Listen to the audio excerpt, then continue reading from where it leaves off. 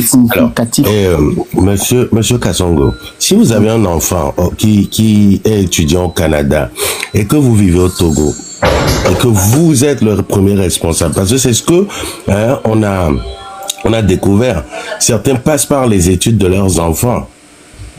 Ils vont jusqu'à passer par les études de leurs enfants pour sortir de l'argent du pays. Pour la petite histoire, légende, il y a un enfant d'un baron que je ne vais pas nommer ici, qui a des hautes responsabilités au Togo, qui a été interpellé au Canada parce qu'il y avait de l'argent qui s'est retrouvé sur son compte alors qu'il ne travaille pas. Beaucoup d'argent d'ailleurs. Effectivement. Beaucoup d'argent d'ailleurs. Après avoir travaillé dans les circuits des douanes et tout ça. Donc, les gens, aujourd'hui, vous allez voir qu'aujourd'hui, c'est beaucoup plus au Canada qu'ils achètent des appartements, des trucs qui mettent leurs enfants. Et ça leur permet, d'abord, ils se couvrent aussi parce qu'ils savent que demain, il y aura des poursuites. Donc, ils vont prendre la nationalité, ils achètent des appartements, ils achètent des immeubles pour s'installer dans ces pays-là. Vous voyez? Donc, ils ont le mécanisme, ils ont plusieurs mécanismes pour sortir de l'argent. Parfois, ce n'est pas eux seuls qui sortent l'argent, ils le font en complicité avec certains opérateurs économiques aussi. Ah, ça va. Exactement. Par exemple, si il y a un Libanais à Lomé à qui on devait faire un redressement fiscal de 10 milliards et que l'inspecteur des impôts, ou je ne sais pas qui, le responsable des impôts ou de l'OTR qui discute avec lui, essaie de voir son redressement, beaucoup plus bas, au lieu de payer 10 milliards, il dit bon, donne 2 milliards à l'OTR et puis donne-moi moi-même 1 milliard. Il demande à l'opérateur économique de virer ce milliard-là vers un paradis fiscal ou bien dans un pays, sur un compte qu'ils ont créé ensemble. C'est comme ça que ça se passe. Et donc l'État perd 7 milliards. C'est ça. Et c'est la pratique qu'ils sont dans le pays. Ok, je comprends qu'il y a beaucoup de mécanismes avec lesquels ils font ça, donc c'est un peu compliqué, mais bon. Ma deuxième question, Monsieur Fadjan, vous savez quoi, nous qui sommes un peu les détenteurs, les détracteurs du régime en place, parfois on nous accuse de juste voir le côté négatif, le côté mauvais que le bilan présente. Est-ce qu'avec un œil de jeune, est-ce que objectivement vous pouvez nous dire un peu plus si par exemple pendant 20 ans de gouvernement, que ce soit dans les 20 plus ou bien que ce soit dans les multiples projets que le gouvernement a implémentés, il y en a juste un domaine ou bien qu'on peut prendre que objectivement ce régime en 20 ans a excellé ou bien au même sur une moyenne de 10 sur 20 a fait quelque chose de significatif dans le pays, dans son bilan dans 20 ans? Nous pouvons faire le constat ensemble. Hein. On n'a pas besoin de l'œil du journaliste ou de l'avis du journaliste, on peut faire le constat ensemble. Qu'est-ce qu'ils ont fait de particulier? Ils ont fait des routes, ils ont fait des autoroutes, ils ont construit de la réhabilitation.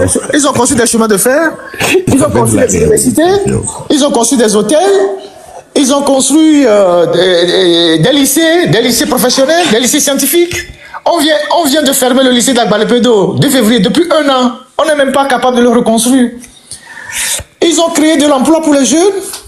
Ils ont investi dans l'agriculture, ça a donné quel résultat? Les détournements. Ils ont lutté contre l'impunité, les détournements, l'enrichissement illicite. On peut faire le bilan. Hein? On n'a pas besoin de l'œil du journaliste. Même en circulant à Lomé, là, en 20 ans de pouvoir, combien de rues ils ont goudronné? Combien de quartiers ils ont sorti de la misère? Ils ont aménagé. On peut le comparer au Bénin. Hein? En 8 ans de pouvoir de Talon, combien de marchés ils ont construit? Combien d'aménagements de stades, de terrains ils ont construit? On peut prendre les domaines hein, et faire le bilan. On n'a pas besoin de l'œil d'un journaliste. On n'en a pas besoin. Donc vous pouvez leur... Bientôt on va attaquer la saison des pluies. Hein? Et les gens vont encore pleurer.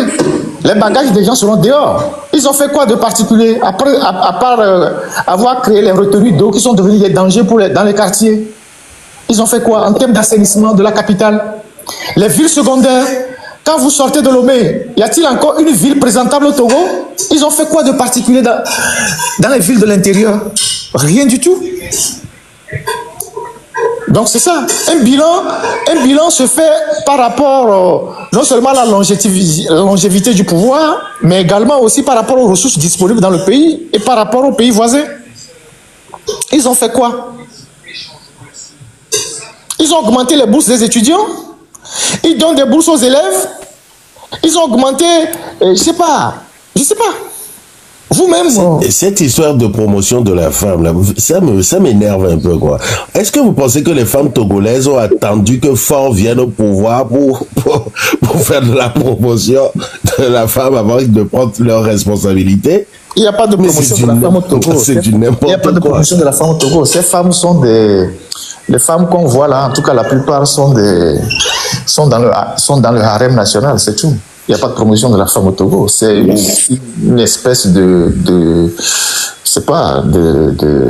débauche féminine. Hein. C'est pas grand chose. On le sait tous. On le sait tous.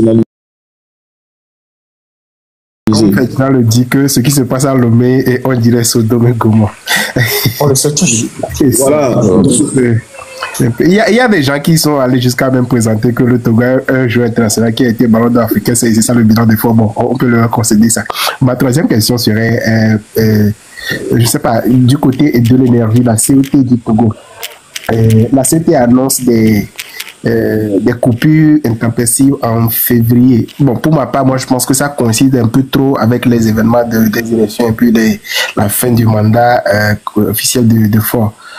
Est-ce que les raisons qu'ils ont données sont vraiment fondées pour que le Togo soit dans le noir en février? Ils disent qu'il y aura des travaux d'entretien sur la ligne au Nigeria ou quelque chose comme ça. Bon, je sais pas. Ils ont parlé de gazoduc avec le projet WAPCO. Alors, le gazoduc apporte quoi essentiellement? Ça fait tourner quelle centrale au Togo? C'est la question qu'il faut se poser. Le Togo reçoit plutôt de l'électricité du Nigeria à travers les hautes tensions. Le gazoduc, de temps en temps, apporte du gaz pour tourner la centrale Kekeli en partie et aussi une partie de contour global. Mais s'il y a un problème d'entretien, ça ne peut pas plonger le pays dans le noir en réalité. Donc, il faut regarder le problème sur le côté de la dette d'abord qu'on avait le Nigeria. Parce que quand on parle du Nigeria, n'oubliez pas qu'on a une dette colossale à payer au Nigeria.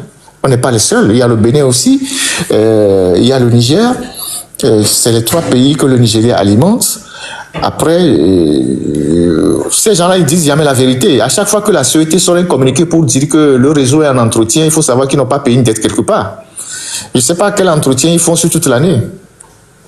Donc, malheureusement, ce qui va se passer, c'est les petits commerçants qui vont payer le prix. Parce que quand le pays va être plongé dans le noir ou le pays sera en difficulté énergétique, c'est les petits commerçants, les coiffeurs, les soudeurs, menuiseries alu, tous ceux qui utilisent l'électricité pour leurs petites affaires de services, tout ça, qui vont être plombés dans leurs activités. C'est ça la réalité. Même si c'est un mois de coupure d'électricité, si c'est 2 mois, c'est un manque à gagner pour ces artisans. Pour ceux qui sont dans l'économie informelle. Ça veut dire que depuis qu'on a connu la crise énergétique avec l'arrivée de Faure Gnassingbé et qu'on a investi des milliards dans le contour global et tout ce qui a suivi, on n'a jamais réglé le problème de l'électricité. Donc ça veut dire que c'était un échec total. Si nous sommes encore dépendants aujourd'hui de l'extérieur, avec tous les milliards qu'on a investis dans le secteur de l'énergie, Dimitri peut vous descendre tous les chiffres, il a les chiffres. Tout ce qu'on a investi dans le milieu énergétique, normalement aujourd'hui, on ne devait plus se plaindre, on ne devait même plus dépendre des pays voisins. Mais si on en est encore là, c'est que l'argent a pris une autre direction plutôt que la direction qu'elle devait normalement prendre. Et ça, c'est une catastrophe. Un petit pays où on n'arrive même pas à réfléchir sur l'indépendance énergétique. En plus, le Togo est rempli de cours d'eau. Oui, on a Nangbeto qui est là-bas. Au lieu de tripler, voire quadrupler sa capacité, rien n'est fait. On a le lac Togo qui est là-bas. Rien n'est fait là-dessus. Et il y a des cours d'eau un peu partout. Non, mais en 20 ans, ils n'ont pas pensé avoir une indépendance énergétique. C'est pas possible. C'est pas possible. Ils vont. J'ai vu le projet là où le projet là, ils ont donné le marché aux Français là qui ont sous-traité aux Chinois ou au Bangladesh là, ou je sais plus trop, des panneaux solaires là, de la centrale panneaux solaires là. Mais c'est du n'importe quoi aussi. Ce pays là est sous l'équateur. On a une forte humidité au Togo. Vous ne pouvez pas implanter un projet comme ça dans une région du Togo qui est juste sous l'équateur. C'est pas possible. Et puis au-delà de ça, les panneaux solaires qu'ils ont posés à Lomé dans certains quartiers, vous les voyez travailler encore? Ça fonctionne toujours? Les panneaux solaires qu'ils ont posés, les panneaux solaires qu'ils ont posés dans certains quartiers à Lomé, rue Gaïtou, Nikonakwe, Kodjovia, tout ça là, aucun de ces panneaux ne fonctionne. Non seulement les gens ont volé les batteries, mais ils étaient même incapables d'entretenir les plaques. Et pourtant, un seul poteau a coûté 2 500 000. Un seul poteau a été facturé à 2 500 000. Un seul poteau de ces panneaux. Donc, tout l'investissement qu'on a fait dans les panneaux solaires, on est allé dans certains villages, on a implanté 2, 3 panneaux solaires, 3 poteaux dans les villages, surtout. Dans les villages où il n'y a pas d'électricité, ils ont mis un dans la maison du chef, un dans le marché, un à côté de l'école. Tous ces panneaux sont aujourd'hui, ne fonctionnent plus aujourd'hui. Et donc, ces prêts en milliards qu'on a pris sont partis en fumée. C'est parti en fumée. Observez juste Lomé. Observez certains quartiers de Lomé où on a mis les panneaux solaires sur quelques rues qu'ils ont choisies. Nikonakwe, vers Mivip, les rues qui sont à Nikonakwe, Kodjovia Kopé, rue Gaïtou, ancienne rue Gaïtou à Bé. Ces panneaux ne fonctionnent plus. Aucun lampadaire ne fonctionne aujourd'hui. Aucun de ces lampadaires ne fonctionne. Mais ça engloutit des milliards. Et ils se sont attribués eux-mêmes les marchés ou bien ils les ont attribués à leurs proches. Ils ont facturé un poteau à 2 500 000. Et les gens ont volé les batteries. Puisque les batteries sont en bas du poteau. Les gens ont enlevé les batteries. C'est grave. Hein. Et puis des experts hein, en énergie savent très bien que au Togo, les panneaux solaires, surtout hein, à usage public, c'est risqué à cause de notre position géographique. C'est trop humide en fait le Togo. Mais au-delà, la légende, on a une forte dose de poussière en Afrique. Les plaques sont rapidement couvertes de poussière. Il faut les nettoyer tous les jours.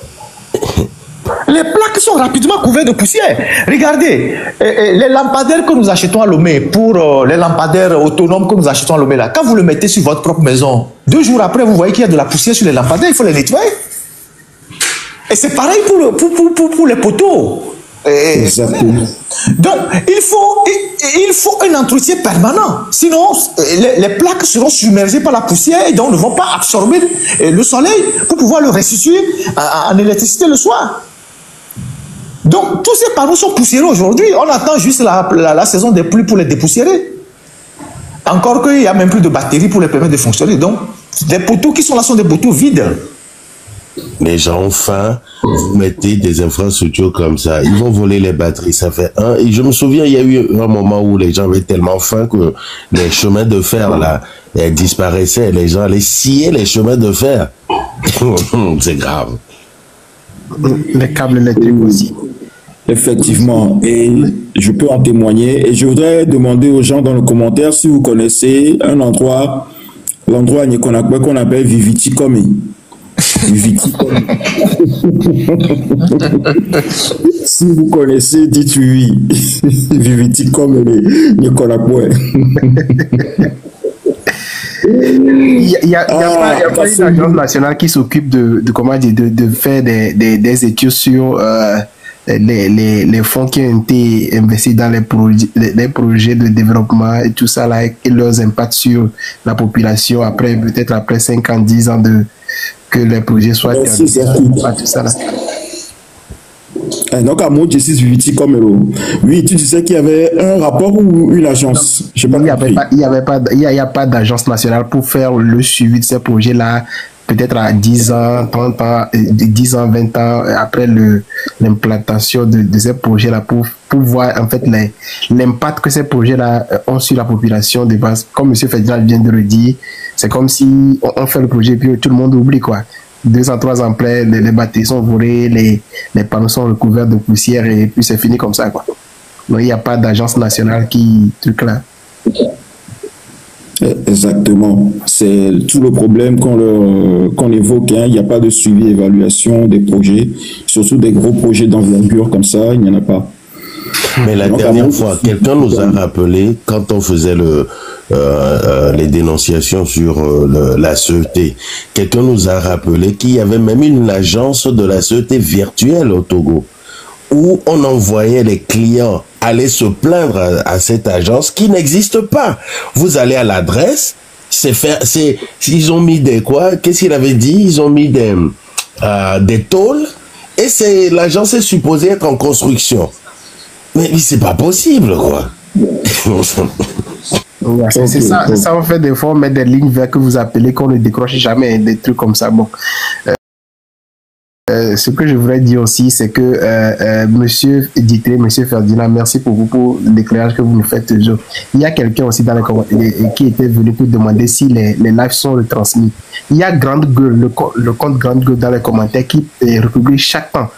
Des fois en différé les lives de Monsieur Ferdinand. Bon, parfois c'est sur son compte que je l'apprends. Donc, pour ceux qui ne savent pas, pour ceux qui n'ont pas la chance de suivre la messe en direct les dimanches, et toutefois, comment dire, suivre les lives de Ferdinand chez Monsieur Grandbull. Ouais. Ok, merci beaucoup. On va passer la parole à Emmanuel. Merci beaucoup, Kassongo. Hein. À tout de suite. Passe la parole à Emmanuel. Emmanuel Adore, qui a une question sûrement. Emmanuel, tu es là? Tu peux débuter ton micro, Emmanuel. Emmanuel 1, Emmanuel 2, Emmanuel 3. Bon, le faucon. Le faucon. Oui, le faucon. Allez-y avec votre question, s'il vous plaît. Le faucon, vous êtes là? Le faucon, bon, je pense que les réseaux là ne marchent plus correctement. Monsieur Yitri, m'as-tu intervenu là? Oui, après on va peut-être libérer le grand frère hein, parce que les gars, lui aussi doit préparer le live, la messe de demain. Hein, comprenez que nous avons un peu abusé de sa gentillesse aujourd'hui. Non, on a profité pour échanger et puis informer, c'est le plus important. C'est le plus important. Tant qu'on est libre, on le fera, il n'y a pas de souci. On sera libre. Et on sera libre. Demain, je vais reparler du port beaucoup plus en général. Et puis voilà quoi. Comment est-ce que cette zone est abandonnée et puis tout ça, et ce n'est pas digne d'un pays qui bombe le torse tout le temps d'avoir le port le plus fréquenté dans la sous-région. C'est quand même pas possible. Donc on va reparler du port demain. Si tu peux lui envoyer juste la capture d'écran de... Reste un instant, s'il te plaît. La capture d'écran des bidonvilles là. Vous pouvez m'envoyer les captures d'écran de tout ce que vous avez pris en Google là, les rues qui sont abandonnées, qui sont défectueuses, tout ça là.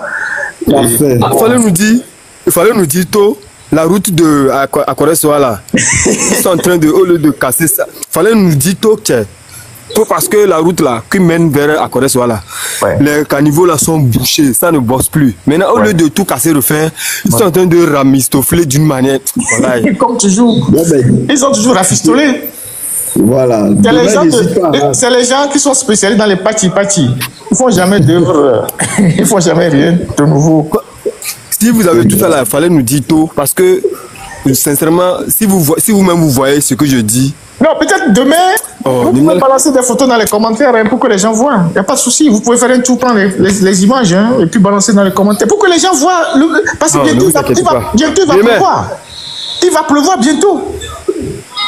Il va pleuvoir là. Donc, il faut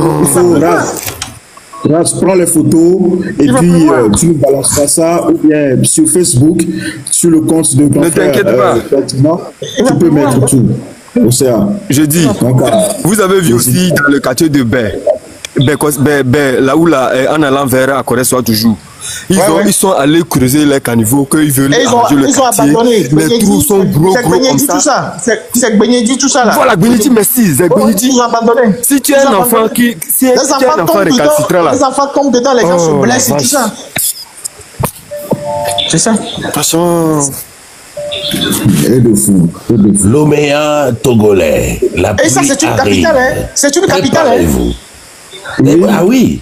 C'est une capitale, hein. La pluie est devenue un cauchemar pour les Togolais. C'est une capitale, hein. Et la ville de Lomé ne fait pas 3 quartiers d'Abidjan, hein. Ils nous font des trous. Ils nous font des trous pour éviter des inondations. C'est grave, hein. Ok, merci. Grand frère Ferdinand, est-ce que tu veux encore prendre quelques questions? Non, c'est bon. S'il n'y a plus de questions, je vais vous laisser terminer le live. Vous avez pris toute la journée, vous êtes aussi fatigué. Je vais vous laisser terminer le live. J'ai une question, s'il vous plaît. Oui. Je peux la poser avant que le grand journaliste nous quitte. Alors, bonsoir, j'ai pris la parole, excusez-moi, parce que comme monsieur Haïti veut partir, je voudrais lui poser la question. Avant de la poser, je pense que... merci beaucoup à tous les membres qui sont ici. Alors, vous parlez seulement que de Lomé, c'est bien, mais je vous assure qu'il faut dépasser à partir de Atakpamé en allant vers le nord. Vous allez pleurer. Moi, je parle de toutes les villes. J'ai fait un cap sur Sokone, j'ai parlé de Dapaon, j'ai parlé de Kara dans mes lives. Moi, je parle de toutes les villes. Oui, c'est vrai. Même là, tout à l'heure, je viens encore de parler des villes. J'ai dit, vous sortez de Lomé, il n'y a plus de ville à l'intérieur, il n'y a rien. Oui, c'est ça.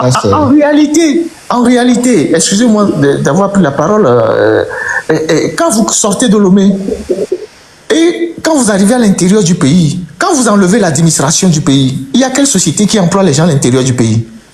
Prenons par exemple le cas d'Atakpamé ou de Palimé ou de Sokoré. Quand vous enlevez le commissariat, la gendarmerie, la banque, la préfecture, quand vous enlevez le commissariat, la gendarmerie, la banque, la T2 et la CET, c'est fini. Il n'y a plus rien pour employer les gens dans le pays. Il n'y a pas de société privée, il n'y a pas d'entreprise, il n'y a rien. Toutes les villes se ressemblent comme ça. Donc, tous les jeunes qui ont des diplômes dans ces pays ou qui ont des formations sont obligés de descendre à Lomé. Alors qu'au Ghana, par exemple, quand tu perds un emploi à Accra, tu peux aller trouver un emploi à Koumassi. Tu peux trouver un emploi à Cape Coast. Tu peux trouver un emploi, je ne sais pas, à Téma. Tu peux trouver un emploi, je ne sais pas, dans quelle ville, à Ho. Parce que dans ces villes-là, il y a de véritables entreprises qui sont installées, des gens qui travaillent et tout ça. Mais au Togo, à l'intérieur du pays, il n'y a que l'administration. Hein? Et quand tu enlèves l'administration, il n'y a plus rien. Donc les villes ne sont pas dans un dynamisme de développement. J'ai parlé de Mango. La ville de Mango, qui est une ville historique, il n'y a pas une seule rue goudronnée à Mango. Pas une seule rue. Et pourtant, c'est la ville de Natchaba, ancien président de l'Assemblée. Son fils est encore ministre. Il n'y a pas une seule rue qui est goudronnée à Mango. Mango était une ville coloniale, le cercle de Sansaré Mango, depuis le temps des Allemands. Pas une seule rue. La seule rue qui est goudronnée à Mango, c'est celle qui passe dans la ville pour aller à Saint-Cassé ou à Dapaon. Vous prenez la ville de Thévier. C'est le chef-lieu de la région maritime. C'est comme ça on l'appelle, non? Combien de rues qui sont goudronnées à Thévier? Il n'y en a pas, hein? Oui, c'est le chef-lieu, oui. Oui, il n'y a pas une... La seule route qui est goudronnée à Thévier, c'est celle qui traverse la ville vers le nord. Et celle qui traverse la ville vers Tablibo. C'est fini. C'est fini. Vous arrivez à Thévier, Thévier manque de tout. Il n'y a pas d'eau potable, il n'y a pratiquement rien. C'est une ville poussiéreuse, sale, mal tracée, mal organisée. Mais on appelle ça chef-lieu de la région maritime. Toutes les villes se ressemblent comme ça. Vous arrivez à Bassar, c'est pareil. Et pourtant, Bassar était une ville très développée au temps des Allemands, au temps de la colonisation. Vous allez à Dapaon, c'est pareil. À Saint-Cassé, c'est pareil. Donc, moi, j'ai évoqué tous ces cas-là. J'ai évoqué ces villes de l'intérieur qui sont abandonnées. Donc, ça fait partie du bilan du régime. Mais si vous comparez, il n'y a aucune comparaison à faire aujourd'hui avec la ville de Kara et la ville de Niati Tengou qui est les deux villes qui sont au même niveau, comment on appelle ça en géographie, au parallèle, au même niveau. Topographique, au même niveau topographique. Oui. Vous arrivez à Niati Tengou, vous allez crier waouh! Il y a des grands boulevards, de grandes avenues, des immeubles, l'administration est bien modernisée. Vous allez à Djougou, pareil. Ça, c'est au nord du Bénin, qui correspond au nord du Togo vers Kara. Ce ne sont pas des villes à comparer. C'est ça la réalité du Togo. Mais quand on en parle, les gens ne se rendent pas compte. Les gens ne se rendent pas compte. Les gens ne se rendent pas compte. Alors, ça, je confirme. Oui, j'ai un cousin qui a travaillé 8 ans à Niati Tengou. Il m'a dit que c'est le jour et la nuit. Hein, par rapport c'est le jour et la nuit. Ah oui, c'est le jour et la nuit. Même quand vous quittez Niati Tengou, vous arrivez à Djougou. Djougou même est encore développé aussi. Après, vous avez d'autres petites villes qui sont au nord, qui sont développées, Banikwara et tout ça. Quand on dit maintenant on est en train de faire des routes là-bas pour aller vers le Nigeria. Effectivement, il y avait des bases militaires là-bas, donc c'était quand même très, très développé. Ils ont fait des routes partout. Ils ont développé, il y a un développement endogène de ces villes-là. Regardez toutes les potentialités de la ville de Palimé. Qu'est-ce qu'on en fait? Rien du tout. Rien du tout. À Takpamé, pareil, rien du tout. Donc, mon frère Espoir, moi j'ai toujours parlé des villes de l'intérieur. Malheureusement, ça tombe dans les oreilles de sourds. Quand vous avez un chef d'État qui depuis 20 ans fait Lomé-Kara en avion, Lomé-Kara en avion, depuis 20 ans. Depuis 20 ans, il fait Lomé-Kara en avion. Il fait Lomé-Kara en avion depuis 20 ans. Est-ce que vous avez une fois appris que Ford a pris la voiture, il a parcouru Lomé jusqu'à Saint-Cassé? La voiture? Ne serait-ce que pour regarder l'état du pays, l'état des routes. Même quand il va à Thiévier ici, il va en hélicoptère. Ces mecs-là, c'est grave. Quand il est dans sa propre région pour les Évalas, d'un canton à un autre, ça fait à peine 5 km ou 6 km de rayon, il va en hélicoptère. Même les princes arabes ne font pas ça. Hein? Même les princes arabes qui ont l'argent ne font pas ça. Ils sont aux côtés des populations. Ils sortent, ils vont dans les villages, ils vont parler avec les gens. Donc vous avez un président de la République depuis 20 ans qui n'a pas été capable de parcourir le pays par la route du sud vers le nord. Faure Gnassingbé a pris le pouvoir très jeune. On nous a dit qu'il a fait de très bonnes études à l'extérieur. Vous ne l'avez jamais vu dans une université pour discuter avec les étudiants et le personnel universitaire pour parler de leurs problèmes. Et pourtant, que ce soit à Lomé ou à Pia, l'université est collée à sa maison ou à son château. Il est voisin des deux universités. Mais attendez. Mais vous avez le chef d'État le plus puissant au monde, le président des États-Unis, qui va sur les campus universitaires faire des conférences avec les étudiants, le personnel. Et pourtant, c'est des pays qui sont déjà développés. Vous voyez le président de la Chine qui va sur le campus universitaire pour parler avec les étudiants, donner des orientations. Qu'est-ce que nous voulons que la Chine devienne dans 10 ans, 20 ans, 30 ans? Chez nous, l'université, le président n'a pas... Il ne veut pas aller sur le campus universitaire. Hein. Ce n'est pas sa priorité. Donc c'est ça la triste réalité. Ok, merci. Donc, ma question, je n'ai pas encore posé ma question. Je voudrais savoir les conséquences des forages que tout le monde fait dans la maison. Quelles sont les conséquences? Parce que moi, personnellement, quand je rentre, je vois les pollutants sur les toits des bâtiments. J'ai vraiment honte. Déjà, quelle est la conséquence? La question, c'était ma question. Parce que vous avez beaucoup parlé.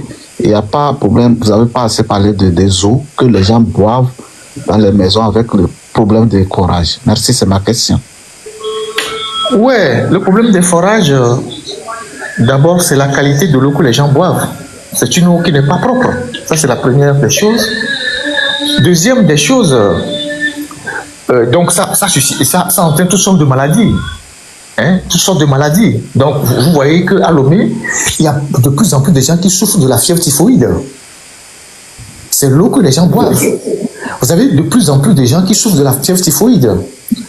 Et pour les quartiers qui sont près de la côte, vous savez que c'est l'eau dans les quartiers qui sont proches de la côte est très salée.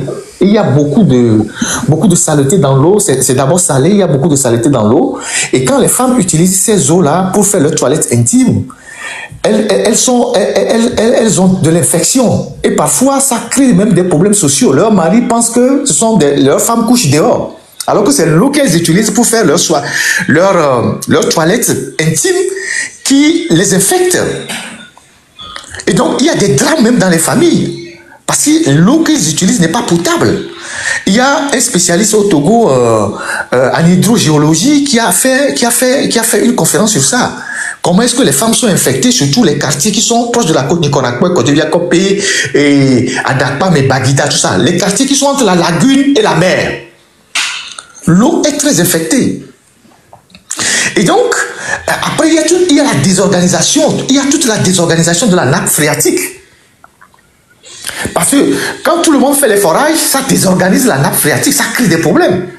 Et je ne suis pas un hydrogéologue, mais eux, ils donneront plus les expressions qu'il faut utiliser pour qualifier ce que je suis en train de dire.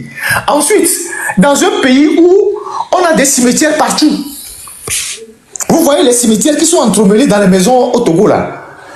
Et quand vous allez au cimetière de Yokwe, là, à Idogome, ou c'est pas sur la rue de Sabado, là, vous voyez les maisons qui sont... Il n'y a que la rue qui sépare le cimetière et les maisons. Vous avez constaté ça? Vous avez constaté que le cimetière de Yokwe est entre les maisons. Et toutes les maisons qui entourent ce cimetière, chacun a son forage. Vous pensez que quand les corps se dissolvent dans le sol, là, il n'y a pas une combinaison? Dans la nappe phréatique, elle n'est pas contaminée par les cadavres? Personne ne fait cette réflexion. Si vous allez à Yokwe, regardez les maisons qui entourent le cimetière. C'est des maisons qui sont à 5 mètres des cimetières. Il n'y a que des rues de 5 à 10 mètres qui séparent le cimetière et les maisons. Et toutes ces maisons ont des forages. Et tout ce qu'on a enterré là-bas, mais ils contaminent la nappe phréatique. Qui en parle? Vous avez quelques petits cimetières qui sont cachés dans des quartiers. Je ne sais pas, quand je le dis, vous pouvez voir ce que je dis. Dans certains quartiers à Lomé, il y a des vieux cimetières où on continue d'enterrer les gens, qui sont des cimetières qui sont entre les maisons. Et les maisons qui sont à côté font des forages. Mais il y a un problème de santé publique et d'hygiène. Qui en parle? Tout ça, c'est parce qu'il y a un défaut, de la TDE. Si l'État investissait beaucoup de moyens pour assurer l'extension de la TDE, la population elle-même ne vont pas se mettre au forage. C'est parce que la TDE n'est pas là que les gens sont obligés de faire le forage. Et en faisant les forages, les gens s'exposent à toutes sortes de maladies, à toutes sortes de dangers. Donc, actuellement, à Lomé, vous verrez beaucoup de gens qui souffrent de fièvre typhoïde. C'est d'abord l'eau qu'ils boivent, ensuite l'alimentation, parce que beaucoup de gens vont manger au bord de la route. Et manger au bord de la route au Togo, ce n'est pas sain, parce qu'il n'y a plus de contrôle, il n'y a plus d'hygiène. Avant, il y avait les, comment on appelle ça, ce que les Allemands avaient instauré là, la société d'hygiène qui se promène pour sanctionner les gens Institut d'hygiène. Institut d'hygiène, voilà. Aujourd'hui, l'institut d'hygiène est réduit juste à faire des analyses. Donc, les gens mangent au bord de la route sans savoir ce qu'ils mangent. Il y a aussi le problème des fosses septiques. Exactement, qu'on déverse dans les rues. Les fosses septiques qu'on déverse dans les rues. Aujourd'hui, les Togolais, ils aiment manger du con au bord de la route. Mais avec quelle tomate on fait la sauce, tout ça là? Les gens ne savent absolument rien de tout ça. Les gens ne savent absolument rien. Donc les gens sont contaminés par des maladies, surtout la fièvre typhoïde. Remarquez très bien que beaucoup de gens souffrent de fièvre typhoïde à Lomé, au Togo. Ou parfois, certains ont des maladies qui finissent par des AVC. Pegina là où là, forage à Kwemi nous la chale. Du coup, forage à Kwemi nous danger que les meilleurs. Mais il n'y a pas suffisamment de sensibilisation dans le pays pour prévenir tout ça, pour dire aux gens faites attention. Vous savez que ceux qui sont spécialistes, ils ont des filtres à la maison. Certains ont acheté des machines de filtres pour filtrer l'eau. Mais tout le monde n'a pas les moyens d'acheter des machines pour filtrer l'eau. À tous les coins de rue, et demande au Douamé. Mais quelle est contrôlée société de Piawata en Kekeo? Conditions d'hygiène. A Philippe on le boit Piawata. Condition que mon le Piawata. Donc tout le monde boit ça. Conséquence, les gens ont des maladies que personne ne comprend. C'est ça la réalité. Donc, quand vous avez un ministre de la Santé, le ministre de la Santé, il n'est pas seulement le ministre des hôpitaux, il est le ministre de la Santé publique. Et la santé publique implique tout ça. La santé publique implique tout ça. Et puis, Ferdinand, le manque d'eau, le manque d'alimentation en eau de la population togolaise crée cette histoire de Piawata et ces sachets-là qui sont non biodégradables, qui finissent dans les caniveaux. Ouais. Le problème est là, il faut résoudre le problème de fond. Ah ouais? Régler le problème d'eau qui est source de vie. Ouais. D'abord. Ouais. C'est grave. Ouais. Donc, forage, c'est bien, ça résout un problème, mais ça crée d'autres soucis. Exactement. Ça crée d'autres soucis. Le faucon. Pardon, le faucon. Je vais y aller. Oui, merci beaucoup. J'ai une petite question à M. Ferdinand, si vous le permettez. Juste une petite question avant qu'il ne parte, s'il vous plaît. Oui, juste pour savoir quel regard portez-vous sur la diplomatie togolaise, parce que beaucoup de personnes aujourd'hui louent la diplomatie togolaise dans la sous-région par le discours du chef de la diplomatie togolaise aux Nations Unies, nous sommes fatigués, etc. Mais nous qui sommes dans la diaspora, j'ai fait un petit constat lequel que pour pouvoir renouveler nos passeports, c'est tout un calvaire. On doit alors tu as tout dit. Si la diplomatie togolaise était efficace, elle devait vous permettre d'abord de renouveler vos papiers facilement avant de s'occuper des autres. Et voilà. Et regardez le ministère qui abrite notre diplomatie. C'est quand même un souci. Donc, quand vous voyez... vous savez, le ministère dans lequel se trouve notre ministère ministère de... Comment on appelle ça? Ministère de... étrangère. Ministère Affaires étrangères. Ouais, c'était l'ancien palais c'était l'ancienne primature. C'est là où Bruniski, Premier ministre, était logé. C'est un bâtiment colonial. Alors, si nous voulons être une diplomatie agissante, une diplomatie débarrassée des oripeaux de la colonisation, on devait construire notre propre bâtiment et loger notre ministère. Si on est encore dans le bâtiment colonial, on n'a pas de leçon à donner aux colons. Excusez-moi, moi je suis cohérent. Moi je suis cohérent. Si nous sommes encore dans le bâtiment que le colon a construit il y a 100 ans, nous n'avons pas le droit de donner une leçon aux colons. Allons construire notre propre maison d'abord et puis on va donner une leçon à ceux qui sont venus nous embêter. Moi, c'est ma réponse. On est fatigué, c'est ce qu'il a dit. Voilà. Merci beaucoup. Merci. Merci beaucoup, grand frère. Là, ouais, Titri, vous pouvez me descendre. Moi, j'ai une dernière question. J'ai une dernière question à M. Ferdinand. J'ai une dernière question. Je vais y aller. Titri, c'est comme si tu ne m'aimes pas. Un bâtiment colonial dans lequel vivent les panafricains. Tu as la ceinture. C'est grave, effectivement. Mais ils sont fatigués du paternalisme. Ok, merci beaucoup. Merci à vous. Non, merci beaucoup, Ferdinand. Et bonne suite. Je vais suivre le reste de loin et je vais passer à autre chose. Merci beaucoup. Merci. Oh, les gens de Tchalo, Bleué. Ok, les amis, merci beaucoup pour votre participation. On a appris beaucoup de choses encore aujourd'hui, mais je pense que vraiment l'indignation est de plus en plus forte. Dès qu'il y a vraiment $1000 dans Sonia Anti, quoi. $1000 dans Sonia Anti. Et Raz, ok, deux questions déjà que posées. Là, maintenant, on peut débattre des questions entre nous-mêmes, hein, parce que là, je pense qu'on a vraiment eu l'honneur d'avoir Ferdinand avec nous pendant tout ce temps. Ouais. Bonsoir, s'il vous plaît. Je voulais discuter de trucs de forage, si ça vous dérange pas. Oui, attendez, business, il y a des valomé, il y a une entreprise, il y a une Piawata, il y a une Piawata, Missi du Missi amélioré. Les gens ne parlent pas parce que on parle de poser question. Oui, vas-y.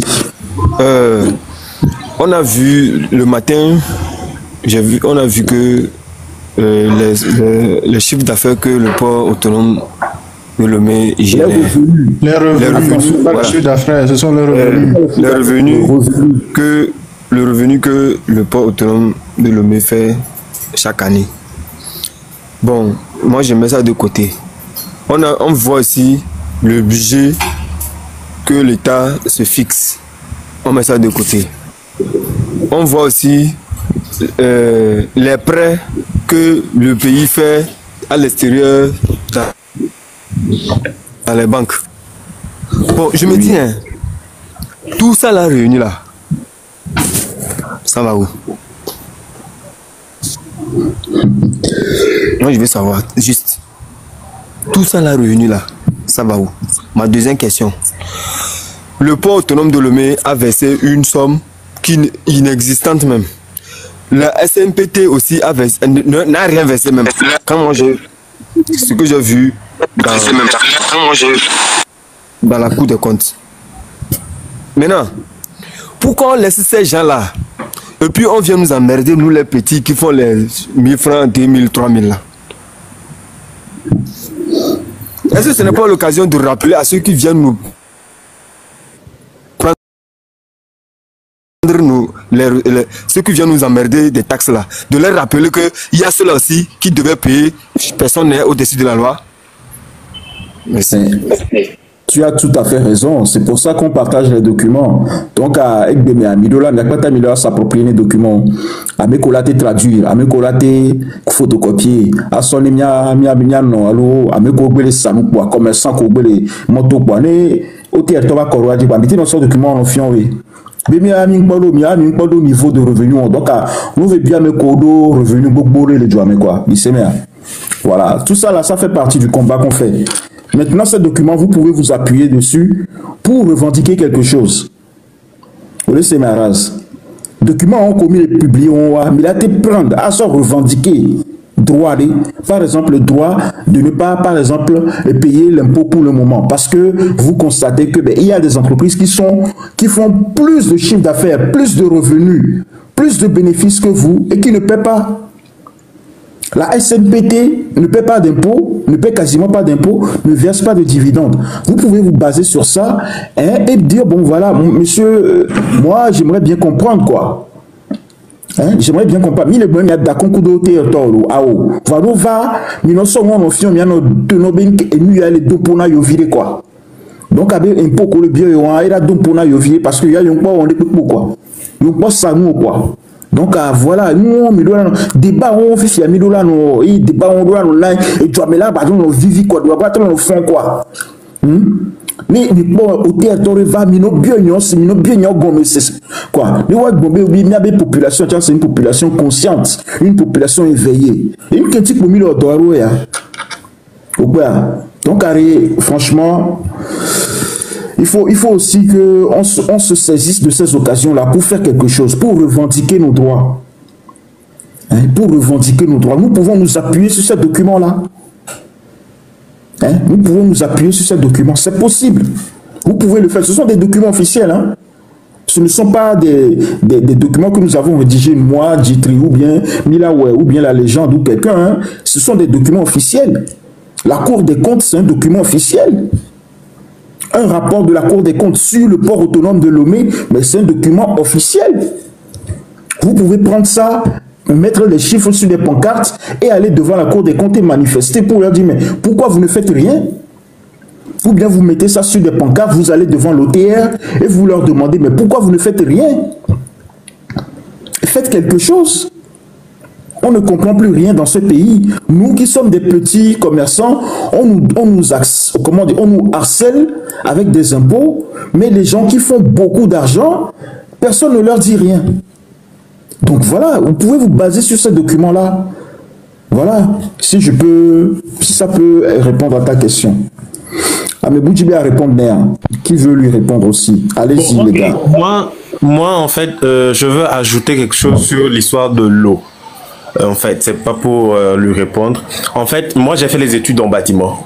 Et Kémy School, là, autonomie, niveau assainissement d'eau, on nous a dit que pour faire un forage, il faut que ça soit minimum 6 mètres hein, éloigné des puits perdus. En fait, à puits perdu, c'est quoi? Afrique, non aron, et nous, Lessia, et vers, et Inafunu. Et qu'est-ce que le système, c'est quoi? C'est que dans le puits perdu, en fait, il n'y a pas de fond. Donc, ici, Malobessia, ça se dissipe dans le sol. Donc, du coup, nous, on forage un peu près du puits perdu. Il y a beaucoup de chances que quoi. Mais moi, ma question, la vigilance aussi que j'aimerais attirer les gens, c'est que 6 mètres, par exemple, la terre respecter les parcelles de terre ou DIFA, les 6 mètres en question. Maintenant, si l'autre dans ta parcelle est au puits perdu juste à côté de sa parcelle, et donc du coup, toi tu respectes 6 mètres sur ta parcelle, mais sur l'autre, ça ne respecte pas. Ça veut dire qu'on est nous. Monsieur Kevin, on a régler, on résout le problème, moi, les Français. Oh, tout a les goûts et ça arrive directement dans une centrale. Et comme on dit, les nyam les arognes mes filles. Et si y a une centrale l'aimée, centrale moi trop filtré nasia.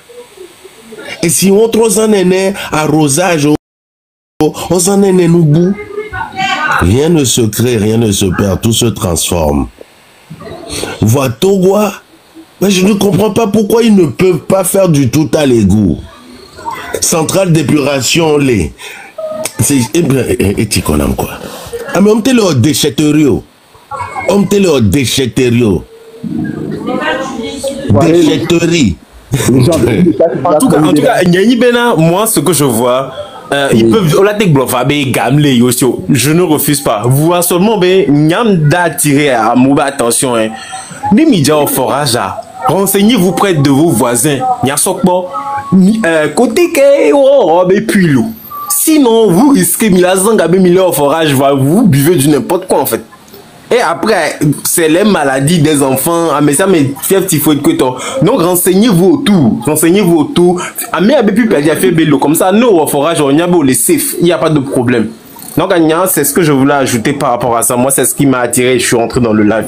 Ouais. Merci beaucoup. Chaque quartier, chaque commune, chaque quartier de France détient un centre d'épuration d'eau. Ici, Kamo, les Wabaro, il y a quelqu'un qui n'a foutu. Au gâteau traité nation, c'est pas possible quoi. Kevin, ça fait quoi? La légende et pas qu'il a d'autres on a quand même l'expertise sur le terrain. C'est vrai qu'il y a nos vies qui